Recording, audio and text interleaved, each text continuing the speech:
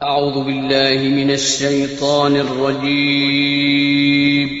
پناہ مانگتا ہوں میں اللہ کی شیطان مردود سے۔ بسم اللہ الرحمن الرحیم شروع اللہ کا نام لے کر جو بڑا مہربان نہایت رحم والا ہے۔ اعوذ باللہ من الشیطان الرجیم بسم اللہ الرحمن الرحیم الذین تتوفاهم الملائکة ظالمی انفسهم فألقوا السلم ما كنا نعمل من سوء بلى ان اللہ علیم بما کنتم تعملون فادخلوا ابواب جہنم خالدین فیہا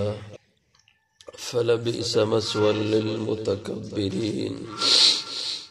وقیل للذین اتقوا ماذا انزل ربکم قالوا خیرا للذین احسنوا فی هذه الدنیا حسنہ ولدار الآخرة خیر ولنعم دار المتقین الذین کافر وہ لوگ ہیں کہ تتوفاہم الملائکۃ کہ قبض کریں گے ان کی روح فرشتے ظالمی انفسہم اس حال میں کہ وہ ظلم کرنے والے تھے اپنی جانوں پر فَأَلْقَوُا السَّلَمَ پس وہ ڈالیں گے صلح کی بات مَا كُنَّا نَعْمَلُ مِن سُوء کہ ہم نہیں تھے کوئی بھی برا کام کرنے والے بلا کیوں نہیں ان اللہ بے شک اللہ تعالی علیم بما کنتم تعملون جانتے ہیں جو کچھ بھی تم عمل کرتے رہے فادخلوا ابواب جہنم پس داخل ہو جاؤ جہنم کے دروازے میں خالدین فیہا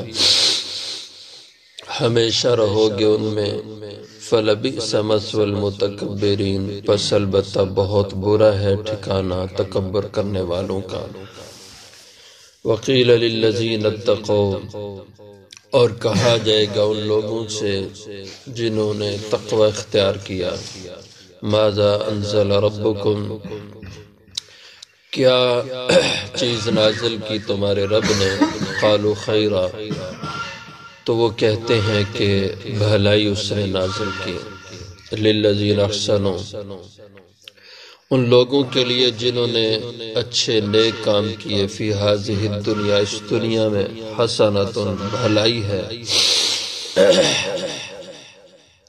ولدار الآخرۃ خیر اور البتہ گھر آخرت کا وہ بہت بہتر ہے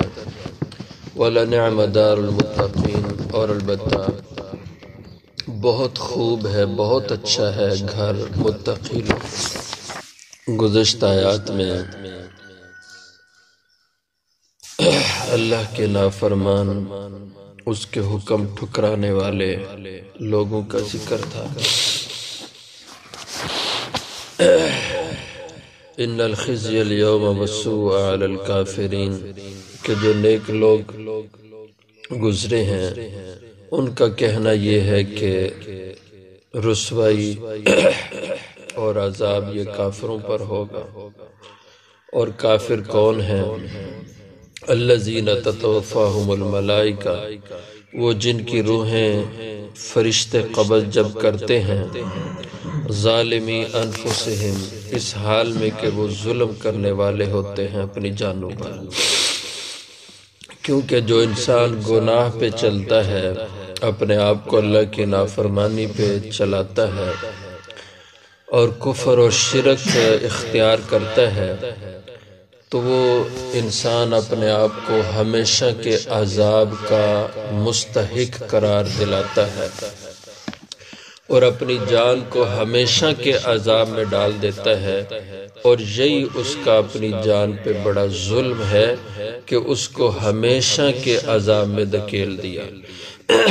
اس لیے گناہ کرنے کو ظلم کہا شرک کرنے کو ظلم کہا۔ اور جو ایسے لوگ ہوں کہ جن کی موت بدی پر ظلم پر کفر پر شرک پر ہو گناہ پہ ہو اس موت کا ذکر حضور اکرم صلی اللہ علیہ وسلم نے اپنی احادیث میں بھی بتلایا ہے کہ فرشتے جب ایسے شخص کی روح نکالنے کو آتے ہیں تو یہ آدمی ان کو اپنی نظر سے دیکھتا ہے۔ ملک الموت ان کے ساتھ فرشتے اور بھی ہوتے ہیں، 18 فرشتے ملک الموت کے ساتھ ہوتے ہیں، اور اس وقت وہ ڈراؤنی شکلیں بنا کر بری صورتوں میں ایسے لوگوں کی روح قبض کرنے آتے ہیں، اور جب وہ انسان ان کو دیکھتا ہے تو وہ گھبرا جاتا ہے، اس کے پسینے چھوٹ جاتے ہیں اور اس کا منہ کھل جاتا ہے، آنکھیں اس کی پتھرا جاتی ہیں، اور فرشتے اس کو کہتے ہیں نکال اپنی روح ہمارے حوالے کر، اور یہ انسان ان کی منتیں سماجتیں کرتا ہے اور کہتا ہے لولا اخرتنی الی اجل قریب، کہ مجھے ذرا مہلت دے دو اور وقت مزید دے دو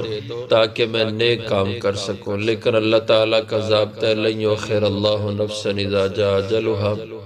جب کسی کی موت کا وقت اللہ مقرر کر دیتے ہیں تو پھر آگے پیچھے وہ وقت نہیں ہو سکتا۔ تو یہ پھر فَأَلْقَوُا السَّلَمَ، یہ صلح کا پیغام ڈالتے ہیں فرشتوں کی طرف یہ برے لوگ، اور کیا کہتے ہیں مَا كُنَّا نَعْمَلُ مِنْ سُوءٍ، ہم کوئی برا کام دنیا میں نہیں کرتے تھے، ہم نے کوئی گناہ نہیں کیا، برا کام نہیں کیا، اس لیے تم ہمیں چھوڑ دو۔ تو وہ فرشتے پھر حدیث پاک میں آتا ہے زبردستی ان کی روح کو ان سے کھینچتے ہیں، اور اس کی مثال حضور نے حدیث میں دی، فرمایا جیسے کسی کے کپڑے کانٹوں میں الجھ جائیں یا روئی کانٹوں میں الجھ جائے، اور پھر آپ کانٹوں کو اس روئی سے الگ کریں، کھینچیں، تو جب آپ اس روئی سے کانٹوں کو کھینچیں گے تو پھر وہ روئی کو تار تار کر دیتا ہے وہ کانٹے۔ اسی طرح یہ فرشتے پھر ان کے جسم سے کھینچ کے روح نکالتے ہیں جو بہت سختی کا موقع ہوتا ہے،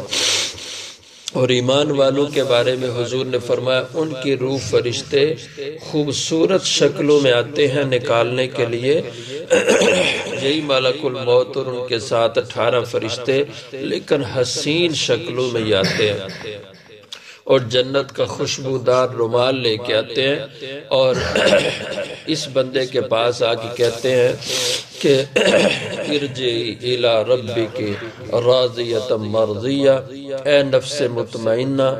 لوٹ اپنے پروردگار کی طرف خوشی خوشی راضی راضی اپنے رب کی ملاقات کے لیے چل۔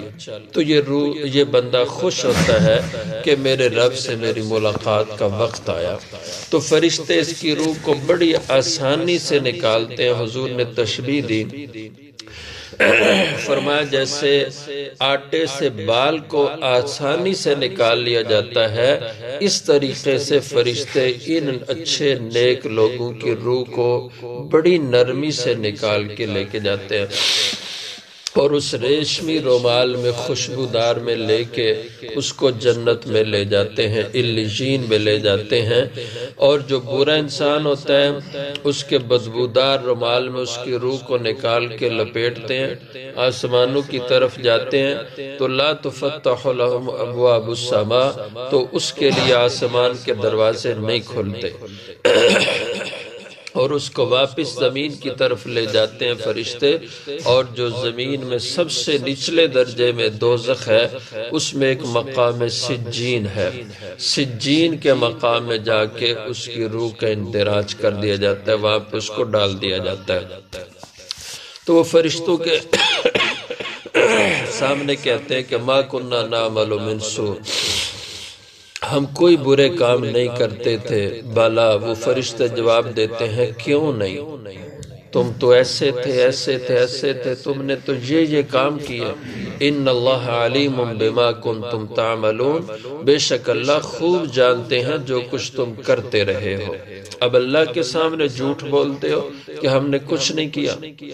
اور دوسری آیت مبارکہ میں آتا ہے کہ جب اللہ کے حضور پیش ہوں گے تو اللہ ان سے باز پرس کریں گے کہ تم نے یہ کیوں کیا، تو اتنے بے حیا لوگ ہوں گے، یہ کفر کرنے والے، یہ اللہ کی بغاوت کی زندگی گزارنے والے، اللہ کے سامنے کھڑے ہو کے کہیں گے واللہ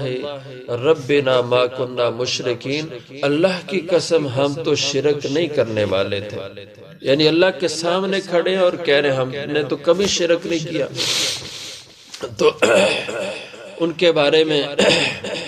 فرمایا کہ انظر کیف کذبوا علی انفسہم،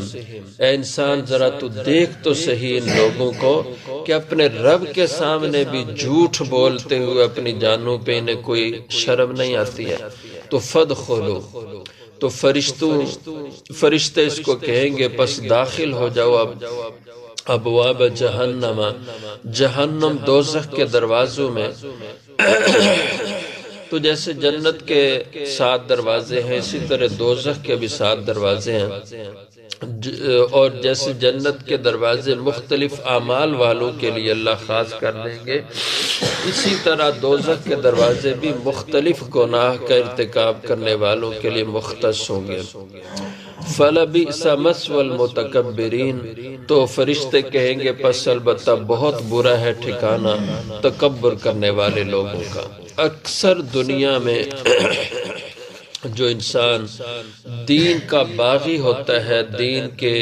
حکموں کے مقابلے میں سرکشی کرتا ہے، اکثر تکبر اس کی وجہ ہوتی ہے۔ اپنی ذات میں بڑائی، اپنے آپ کو بڑا سمجھنا، یہ اکثر وجہ ہوتی ہے بے دینی کی، نافرمانی کی۔ اس لیے اکثر جگہوں پہ اللہ نے قرآن کریم میں جہنمیوں کا جو ذکر کیا ہے تو ساتھ تکبر کا ذکر کیا کہ وہ جہنم متکبرین کا ٹھکانہ ہے، تو پس بہت برا ہے ٹھکانہ متکبرین کا۔ اس کے بالمقابل جو نیک لوگ ہیں ان کا ذکر ہے، وَقِيلَ لِلَّذِينَ اتَّقَوْا، اور کہا جائے گا ان لوگوں سے جو اللہ سے ڈرتے رہے، جو اللہ سے ڈر کے زندگی گزارتے رہے، قدم قدم وہ پھونک پھونک کے چلتے رہے دنیا میں۔ تو ماذا انزل ربکم، پیچھے گناہ کرنے والوں سے، کافروں سے پوچھا گیا کہ ماذا انزل ربکم، تمہارے رب نے کیا اتارا؟ تو وہ اس کے جواب میں کیا کہتے؟ اساطیر الاولین، بس کیا اتارا ہے رب نے، یہ تو قصے کہانیوں کی کتاب ہے۔ تو ایمان والے کیا کہتے ہیں؟ ماذا انزل ربکم، کہ تمہارے رب نے کیا اتارا؟ تو قالوا خیرا، تو وہ کہتے ہیں کہ ہمیں اللہ نے یہ خیر ہی خیر ساری عطا کی ہے، کہ اس قرآن کی شکل میں اللہ نے ہمیں بہت بڑی بھلائی عطا کی۔ للذین احسنوا، اللہ تعالیٰ فرماتے ہیں ان لوگوں کے لیے جنہوں نے اچھے اور بھلے کام کیے، فی ہذہ الدنیا، اس دنیا کی زندگی میں، حسنۃ، ان کے لیے بھلائی ہے، اچھائی ہے۔ تو یہ بھلائی کیا ہے؟ اس کی مختلف تفسیریں حضرات مفسرین نے فرمائی ہیں۔ حضرت ابن عباس رضی اللہ عنہ اس کے معنی بیان کرتے ہیں کہ حسنہ، اس سے مراد ہے ہر نیکی کا، ہر عمل کا اجر اور ثواب 10 گنا دینا، یہ حسنہ سے مراد ہے۔ اور اسی طرح دوسری تفسیر امام مجاہد رحم اللہ فرماتے ہیں حسنہ سے مراد ہے اچھی روزی، اللہ تعالیٰ ان کو جنت میں عمدہ قسم کی روزی عطا فرمائیں گے۔ اور جتنے بھی اس کے مفہوم بتلائے گئے ہیں ان سب کا خلاصہ یہ ہے کہ حسنہ ایسی بھلائی اور ایسی اللہ آخرت میں زندگی جنت کی اہل ایمان کو عطا فرمائیں گے جو ان کی پسندیدہ زندگی ہوگی، یعنی جو اللہ کی نظر میں بھی بہترین اور پسندیدہ زندگی، اور جو عقل اور شعور رکھنے والا ہے اس کی نظر میں بھی وہ زندگی ایک بہت اچھی اور عمدہ ہوگی۔ تو انسان کی پسندیدہ زندگی یہ اللہ اس کو آخرت میں عطا فرمائیں گے۔ وَلَدَارُ الْآخِرَةِ خَيْرٌ، اور البتہ گھر آخرت کا اس دنیا کے مقابلے میں وہ بہت بہتر ہے۔ وَلَنِعْمَ دَارُ الْمُتَّقِينَ، اور البتہ بہت اچھا ہے گھر جو آخرت میں اللہ تعالیٰ دیں گے المتقین، ان لوگوں کو جو اللہ کی نافرمانی سے ڈرتے اور بچتے زندگی گزار گئے، ان کو اللہ تعالیٰ آخرت میں بہت اچھا گھر عطا فرمائیں گے، ان کا انجام اللہ بہت اچھا فرمائیں گے۔ اس لیے فرمایا کہ ما عند اللہ خیر و ابقا، جو اللہ کے پاس تمہارے نیک اعمال کا بدلہ ہے وہ بہت بہتر ہے اس دنیا سے، اور اس دنیا کی چیزوں کے مقابلے میں وہ باقی رہنے والا ہے۔ یا جو بھی ٹھاٹ باٹ ہے اور عیش اور آرام طلبی کی زندگی ہے، راحت اور ناز و نام کی زندگی ہے، یہ سب فنا ہونے والی چیزیں ہیں، اور ان کے مقابلے میں جو آخرت اور اس کی نعمتیں ہیں وہ ابقا، اس سے بہت بہتر بھی ہے اور وہ باقی رہنے والی بھی ہے۔ اس لیے اس کے لیے انسان کو محنت اور کوشش کرنی چاہیے۔ یہ دنیا کی تو 4 روزہ زندگی ہے، جس کو فنا ہے، جس کو بے ثباتی ہے، جس کو کوئی بقا نہیں ہے، لیکن اکثر انسان کا مزاج بگڑا ہوتا ہے، اور اللہ نے اس کا شکوہ قرآن پاک میں کیا ہے کہ بل تؤثرون الحیات الدنیا والآخرۃ خیر وابقا، بلکہ تم وہ لوگ ہو کہ جو دنیا کو ترجیح دیتے ہو آخرت کو چھوڑ کر، حالانکہ آخرت اس دنیا سے بہت بہتر اور باقی رہنے والی ہے۔ آخرت